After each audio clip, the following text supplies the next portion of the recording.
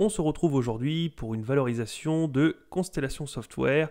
On avait vu que cette société avait une croissance phénoménale. On avait dit qu'en l'espace de 10 ans, on avait fait 1200%. En gros, si on se met jusque-là, là on est à 1400%.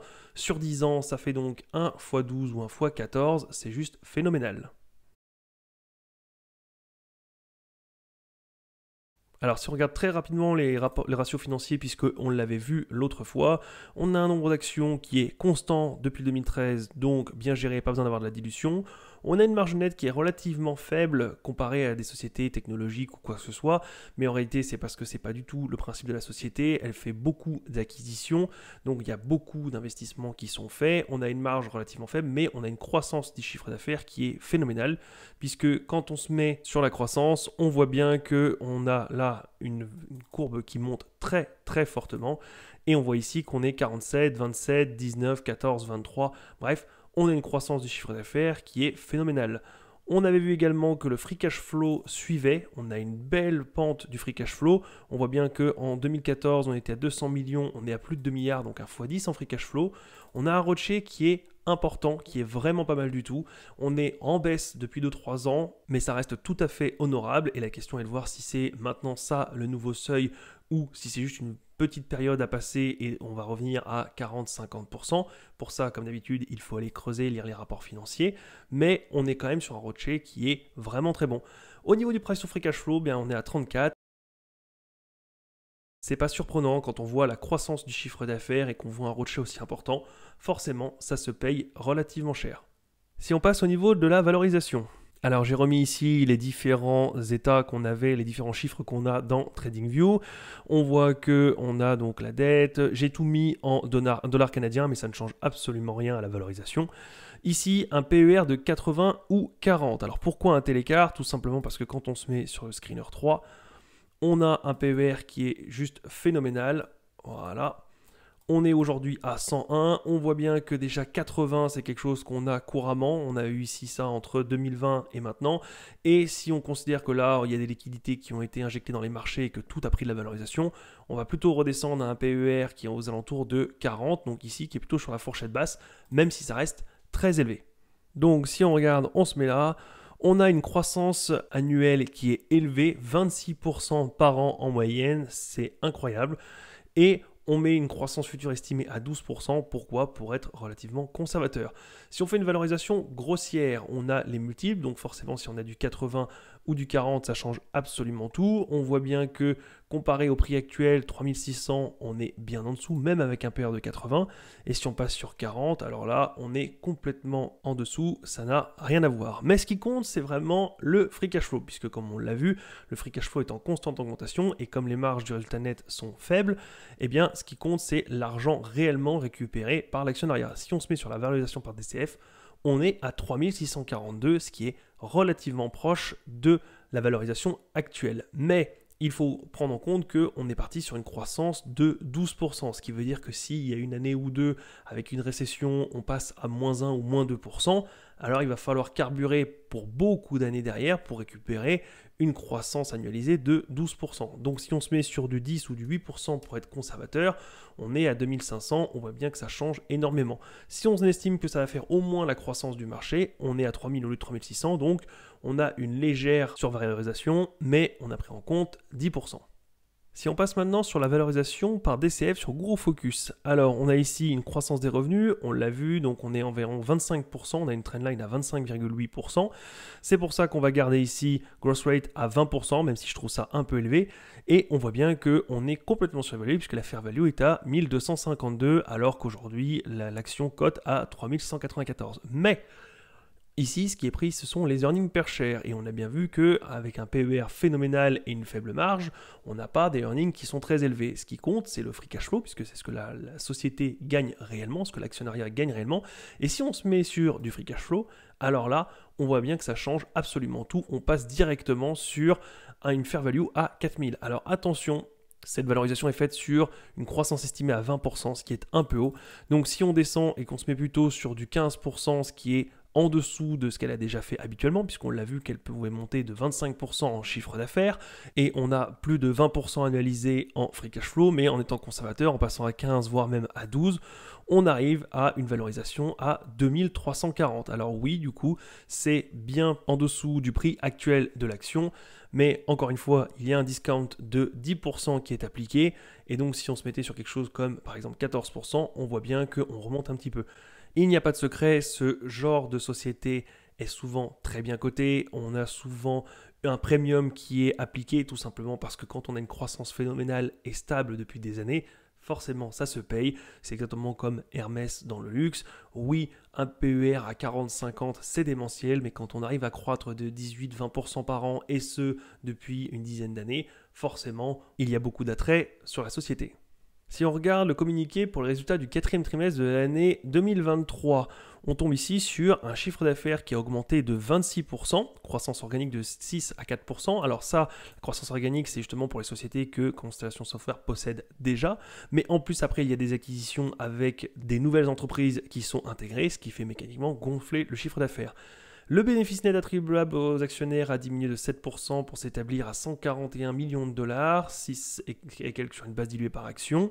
Un certain nombre d'acquisitions ont été réalisées avec une contrepartie totale en espèces de 376 millions de dollars. On a le flux de trésorerie opérationnel qui s'élevait à 511 millions, soit une augmentation de 28% par rapport à 2022. Le flux de trésorerie disponible aux actionnaires a augmenté de 35 millions de dollars à 325 millions de dollars par rapport aux 290 millions de dollars pour la même période en 2022, soit une augmentation de 12%. Si on descend pour 2023, les revenus ont augmenté de 27% et le flux de trésorerie disponible pour les actionnaires a une augmentation de 36%. 36% sur une année 2023 et un chiffre d'affaires en hausse de 27%, c'est juste phénoménal. Alors pourquoi on a de telles croissances du chiffre d'affaires? Tout simplement parce que la société fait beaucoup d'acquisitions. Elle est spécialisée dans le rachat de petites sociétés de niche qui ont souvent un logiciel qui est indispensable à l'activité qu'elle fait.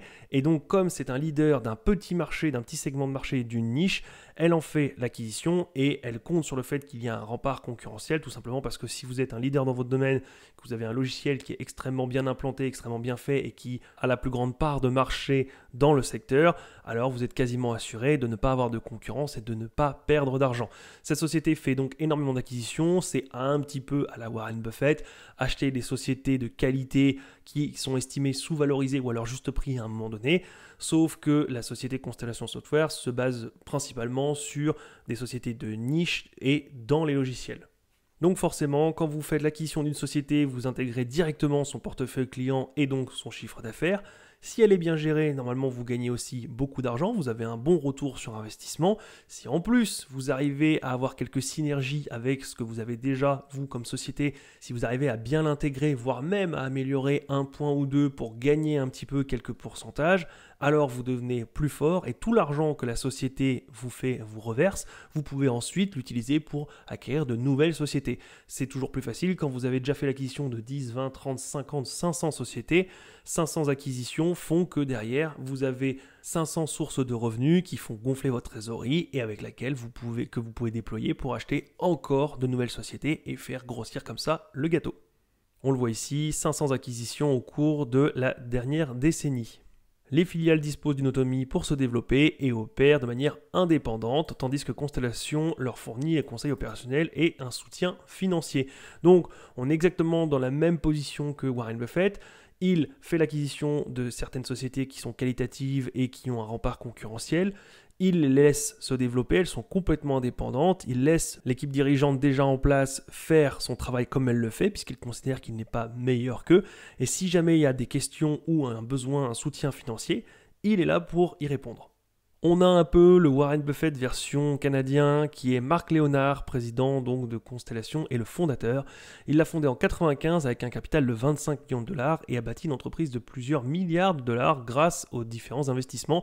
Discipliné et stratégique, c'est exactement ça. Il communique extrêmement peu sur les critères qu'il utilise. Il ne fait pas comme Warren Buffett qui est extrêmement connu justement parce qu'il partage beaucoup de ses convictions, de ses valorisations, de comment on peut choisir une bonne société. Marc Léonard est beaucoup plus discret là-dessus et d'ailleurs il essaye d'être un maximum discret et de dévoiler un minimum.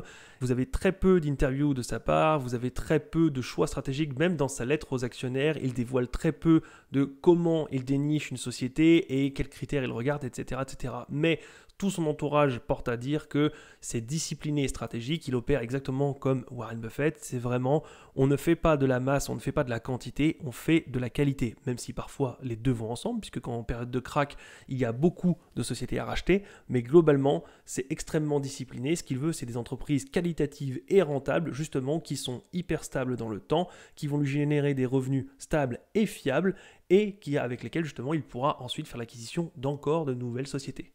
A noter qu'il a 430 000 actions, environ 2%, mais ça a l'air petit comme ça 2%, mais on verra par la suite que ça représente pas mal d'argent. Alors ici sur le rapport, on voit qu'on est toujours en constante augmentation avec les free cash flow et les revenus par année également. On a également ici les revenus récurrents et non récurrents, ce qui est une très bonne chose, le ratio est très très bon.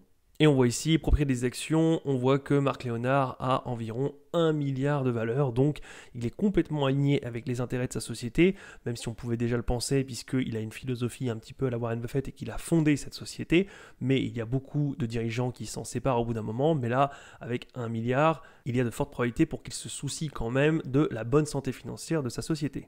Je vous passe les détails après puisqu'il y aura différentes valorisations. Ce qui nous intéresse ici, c'est, alors ça a été mal traduit, mais c'est le CAGR, donc le retour annualisé, qui est de 22% par an et avec un ROI de 24,3%.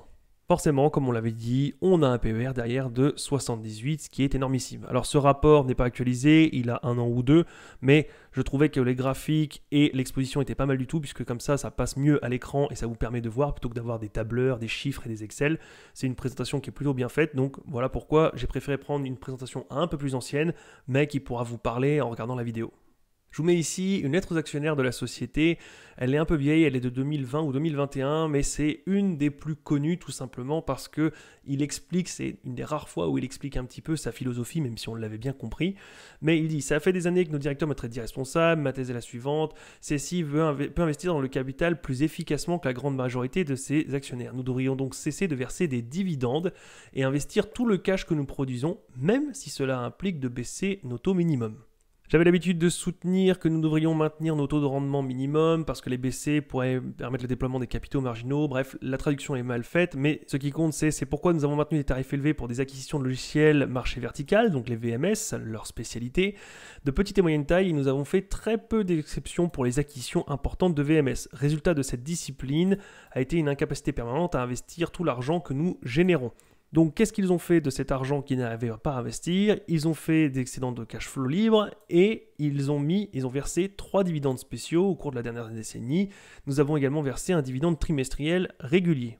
Et il dit, j'ai arrêté de discuter, la première étape consiste à mettre un terme aux dividendes spéciaux, sauf dans des circonstances les plus impérieuses. Nous avons maintenu le dividende trimestriel pour l'instant, mais si nous parvenons à trouver de meilleures utilisations pour nos free cash flow, le dividende trimestriel sera également sacrifié. On voit bien qu'on est exactement dans la philosophie de Warren Buffett qui consiste à dire allocation du capital et que verser un dividende est inutile, alors de son point de vue évidemment, est inutile puisque cet argent qui est distribué aux actionnaires qui n'en feront probablement rien, peut-être certains le réinvestiront à de meilleurs rendements, d'autres le gaspilleront, d'autres le laisseront dormir sur leur compte, mais l'argent qui est versé pourrait servir à faire des acquisitions et donc pour eux c'est une perte sèche. Pour un gestionnaire de société comme ça, c'est une perte, il lui manque plusieurs millions, centaines de millions pour faire des acquisitions et donc il préfère sacrifier. Oui, quelques actionnaires ne seront pas contents et certains vendront l'action, mais lui ça lui permet de ne pas s'engager à verser de l'argent et s'il y a des opportunités, de racheter des business pour croître encore plus vite. Nous continuerons d'investir la majeure partie des free cash flow dans des acquisitions de VMS de petite taille et moyenne taille, bref, leur spécialité, ce qu'ils savent faire de mieux, sans succomber au chant des sirènes, d'une centralisation, bureaucratie, contrôle accru, etc., etc. Bref, vous l'avez compris, Constellation Software est une magnifique société. Évidemment, il ne faut pas se fier juste là-dessus, mettre tapis, vendre la maison et acheter toutes les actions que vous pouvez. Il faut aller creuser, il faut aller lire un rapport financier, savoir comment ils opèrent, est-ce que c'est fiable, est-ce qu'il n'y a pas une faille et un jour tout pourrait s'effondrer. Mais on comprend bien que déjà d'une manière générale, la croissance du chiffre d'affaires est là et prouve que ça marche. La croissance du free cash flow prouve aussi que pour l'instant, ça marche, et la philosophie de Marc Léonard ressemble intimement à celle de Warren Buffett. Alors ce n'est pas l'un qui a copié l'autre ou quoi que ce soit, ce sont juste des grands gestionnaires qui ont compris que l'allocation de capital dans des sociétés de qualité étaient les deux choses les plus importantes. Après, chacun a sa spécialisation, certains préfèrent des énormes paquebots comme Apple ou Visa pour justement être sûr de toujours avoir des cash flows qui vont rentrer, d'autres préfèrent des petites sociétés de niche avec une intégration verticale, peu importe le choix, mais on est quand même sur des sociétés de qualité pour générer du rendement, de l'argent, pour faire encore plus d'acquisitions et encore faire travailler le capital. Voilà, j'espère vous avoir fait découvrir une belle société et que vous aurez envie de creuser, et moi je vous dis à la prochaine. Salut!